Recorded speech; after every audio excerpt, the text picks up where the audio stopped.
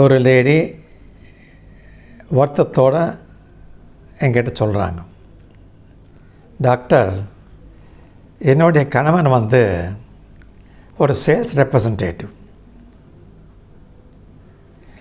அவர் ஒரு வாரத்தில் ஒரு மாதத்தில் 15-20 நாள் வெளியூருக்கு போயிட்டு வந்துட்டு இருப்பார். ட்ராவல் பண்ணுறார். அவர் போனால் பரவாயில்ல.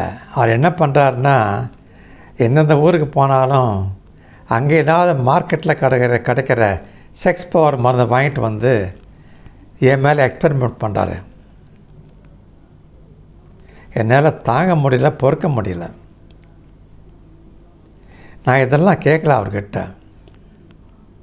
அவர் எங்கெங்கே போய் யாரையும் என்கொயர் பண்ணி ஏதோ எந்த ஊரில் கிடச்சதோ வாங்கிட்டு அவர் அது நல்ல மாந்தோ இல்லையே தெரியாது எனக்கும். அவர் சாப்பிட்றாரு.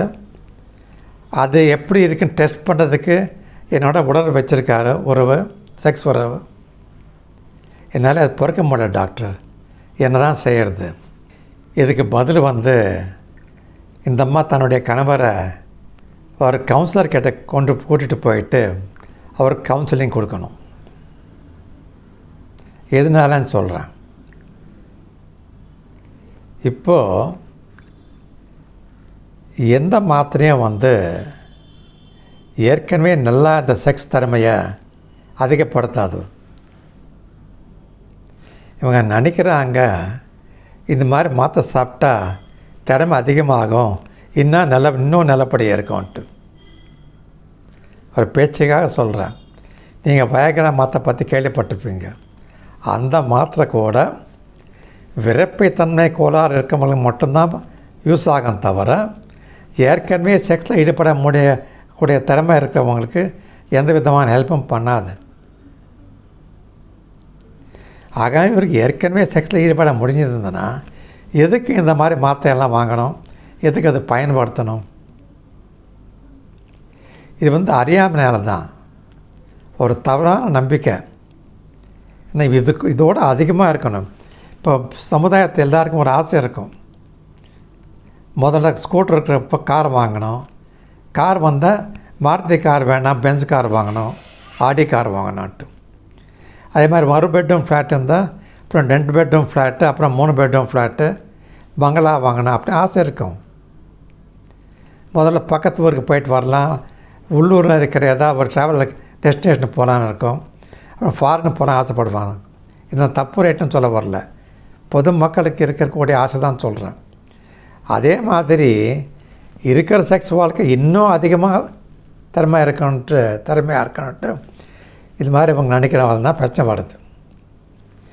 எப்பயுமே எந்த விதமான மாத்திரை சாப்பிட நீங்கள் நினச்சாலும் விளம்பரம் கொடுத்ததோ மற்றும் சொல்கிறது பேச்சு கேட்டு வாங்கிறதோ, கடையில் ஓவர் த கவுண்டர்னு சொல்லுவாங்க, மருந்து கடைக்காரன் கொடுப்பாங்க, அந்த மாத்திரையை சாப்பிடக்கூடாது. உங்களுக்கு ஒரு பிரச்சனை இருந்தால் ஒரு படித்த டாக்டர்கிட்ட போய் கன்சல்ட் பண்ணுங்க. அவர் பரீட்சை பண்ணி உங்களுக்கு மாத்திரை தேவையா இல்லையான்னு சொல்லுவாங்க.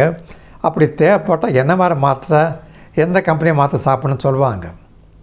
அதை விட்டு நீங்களாக விளம்பரம் பார்த்து ஊராக போய் தேடி பேசணும் கிடையாது. முதல்ல ஒன்று புரிஞ்சுக்கணும்ப்பா, யாராக இருந்தாலும் எல்லாம் ஆணும் புரிஞ்சுக்கணும். செக்ஸ் வாழ்க்கை சுமூகமாக இன்பகரமாக இருக்கணுமுன்னா தேவைப்பட்டது ஒன்று தான். என்ன அது? நான் உடல் நலம் பற்றி சொல்லலை, பொதுவாக சொல்கிறேன். உங்களை தூண்டிவிடக்கூடிய திறமை இருக்கிற ஒரு பெண் உங்கள் வைஃப். அதே மாதிரி உங்களால் தூண்டி கூட விட முடிய உங்கள் வைஃப். இந்த மாதிரி வைஃப் மட்டும் இருந்ததுன்னா உங்களுக்கு எந்த மாற்றமும் தேவையில்லை. இது ஆங்கிலத்தை இதே தான் நான் ஆங்கிலத்தை சொல்ல போகிறேன்.